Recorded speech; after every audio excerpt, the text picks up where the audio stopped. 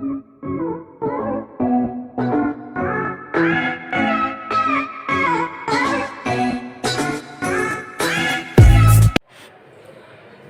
मैं आप लोगों को भूटान की यात्रा के बारे में बोलने जा रहा हूँ। जब भी मैं यात्रा कहीं का किया या करता हूँ तो विशेषकर लोग मेरे से ये पूछ लेते हैं कि भाई साहब, आपका गांव किधर है, घर किधर है, किस जात के हैं, कहाँ के हैं, ऐसा मेरे से सवाल उठाते हैं। चाहे भारत में हो, ये सवाल मुझे भूटान के लोगों ने भी उठाया। मैं उनको सर्वप्रथम यही बोलता हूँ, पहले मैं भारतीय हूँ, दूसरा हिंदू सनातन धर्म को मानने वाला हूँ, तीसरा मैं ऋषियों की संतान हूँ, और जहाँ पर मैं रात को सोता हूँ वो स्थान मेरा घर हो जाता है। ऐसे मेरे विचार में मैं लोगों को अपना वर्णन करता हूँ। तब भी वो मेरे से पूछ लेते हैं। वैसे मैं कलकत्ता में परिवार हमारे 125 साल से रह रहे हैं, तो मेरा कोई घर माने गांव नहीं है। जात का मैं हिंदू हूँ और सनातन धर्म को मानने वाला फॉलोवर हूँ। इसी प्रकार दूसरी बात हमसे पूछते हैं लोग कि आप यात्रा करते हैं, आपका बजट क्या है, किस ढंग से यात्रा करते हैं।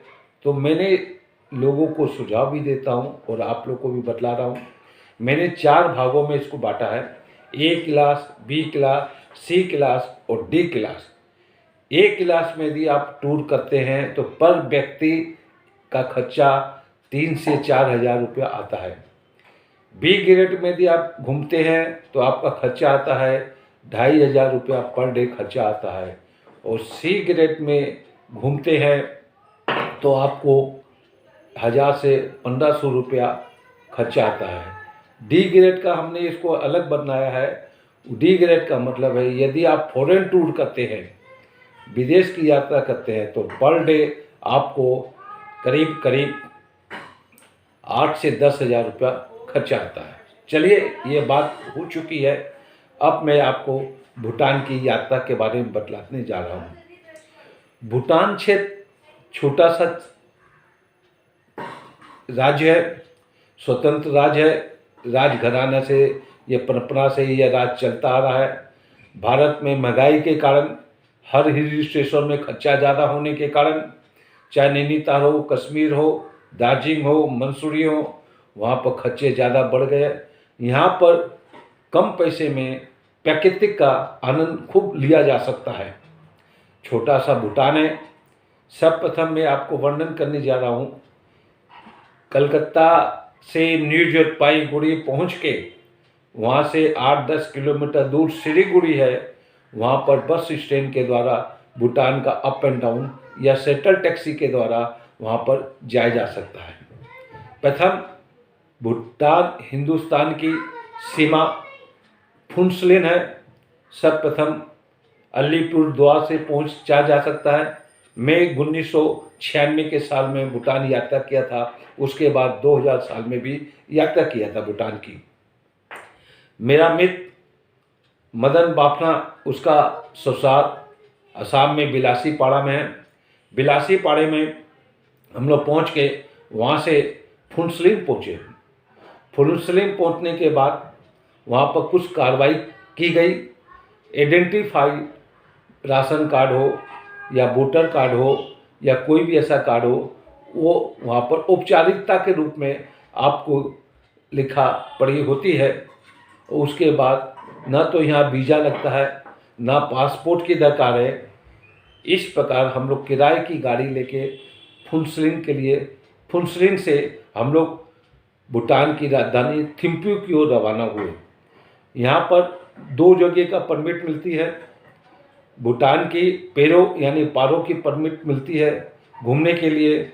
यदि भूटान के दूसरे क्षेत्र को घूमा जाए तो वहाँ पर थिम्पू में पहुँच के आप यात्रा के लिए या पर्यटन के लिए आप परमिशन लेके ही जाना पड़ता है। ऐसा मैंने जानकारी वहाँ के लोगों से भी मिली और वहाँ के ऑफिसर लोग ने भी यही जानकारी मुझे दी। अब हम लोग पहुँच गए थिम्पू। भूटान छोटा सा राज्य, साफ सुथरा जगह, यहाँ के आदमी बहुत ईमानदार,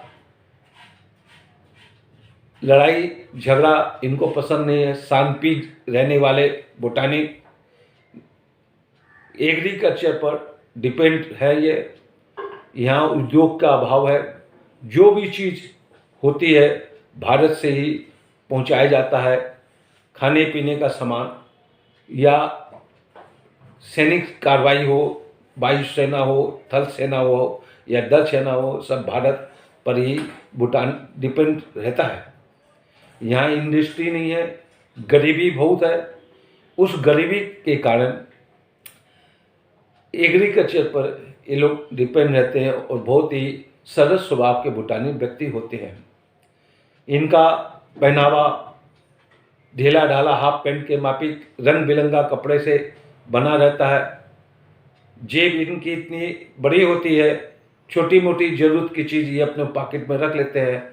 यदि 2 महीने का 3 महीने का बच्चा भी होता है तो उस पॉकेट में ये रख के, इतनी व्यवस्था है। यहाँ के लोग सरल स्वभाव के हैं। उत्सव इनका साल में एक बार मनाते हैं।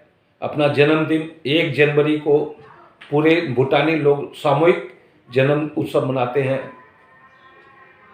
कुछ भी त्योहार होता है इनके यहाँ, ये नाच गाने के साथ में और रंग बिरंगे कपड़े पहन के अपने चेहरे का आकार बनाकर बड़े आनंद प्रमोद से नाच के उसका आनंद लेते हैं। ये तीरबाजी में निशाना करने में बहुत तेज होते हैं। इनके यहाँ पाबंदी है, किसी भी जानवर को यदि मार लिया जाए तो उम्र कैद की सज़ा मिलती है। यहाँ प्लास्टिक, फाइबर, कोई भी वस्तु देखने को नहीं मिलती है। और विशेषकर यहाँ पर धूम्रपान एकदम बंद है। कोई भी यदि जानवर को मार देता है उसको उम्र कैद की सज़ा मिलती है।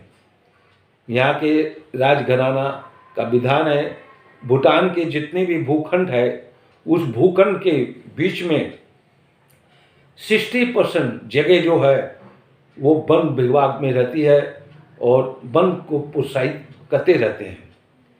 यहाँ के लोग मेहनती भी है, ईमानदार भी है और सरल प्रवृत्ति के भी हैं।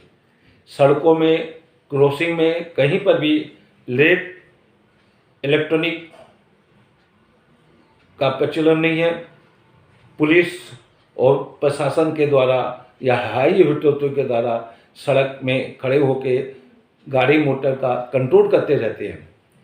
रास्ता इतना साफ सुथरा, छोटे से पहाड़ के बीच में राजघरानों की अट्टालंका मंजिलें चरम सीमा, इतनी अच्छी राजघरानों के हिसाब से जो देखने को मिला वो बोलने लायक नहीं है। इतनी गरीबी होने के बाद भी भूटान में प्राकृतिक सुंदर से भरा हुआ है। हम लोग थिम्पू घूमे, थिम्पू घूमने के बाद हम लोग पेरो आए। पेरो, ये पारो जो है शहर है, डायरेक्ट हवाई जहाज यहाँ पर उतरते हैं और किसी भी भारत के कोने से, शहरों से, बड़े शहरों से डायरेक्ट यहाँ की फ़्लाइट है, फ़्लाइट से आना जाना करते रहते हैं।